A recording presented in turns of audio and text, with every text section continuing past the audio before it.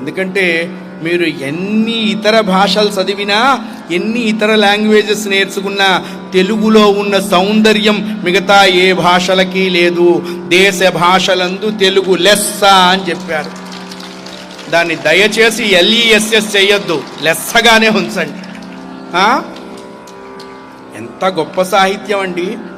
మీకు తెలుగులో మంచి సామెతలు కూడా ఉన్నాయి. బాబు ఏయ్ తగ్గేదేలే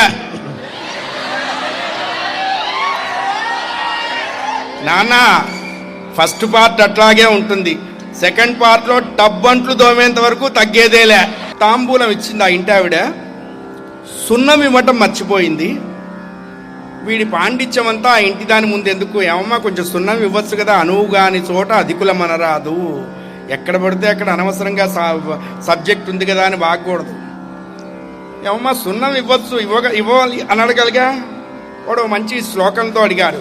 పర్వత శ్రేష్టపుత్రి పతివిరోధి అన్న పెండ్లాము అత్తను గన్నతల్లి పేర్మి మీరిన ముద్దుల పెద్ద బిడ్డ సున్నమించుకదేగదే సుందరాంగి అన్నాడు.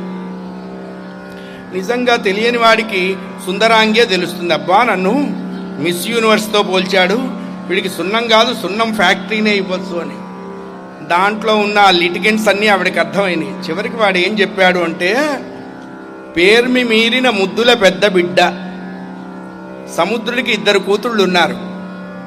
పెద్ద కూతురు పేరు దరిద్రమ్మ పెద్దమ్మ, చిన్న ఆవిడ పేరు లక్ష్మీదేవి. వీళ్ళిద్దరూ ఒకరోజు ఫ్యాషన్ పీరియడ్ పెట్టుకున్నారట.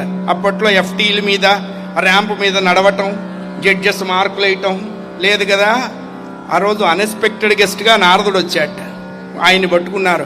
నారద మా ఇద్దరిలో అందంగా ఎవరుంటారో చెప్పు అన్నాడు. నారదుడు చాలా ఇరుకునబడ్డారు. ఏం చెబితే ఎవరికి కోపం వస్తుందో, చాలా టెక్నికల్లీ వెల్ అడ్వాన్స్డ్ నారదుడు.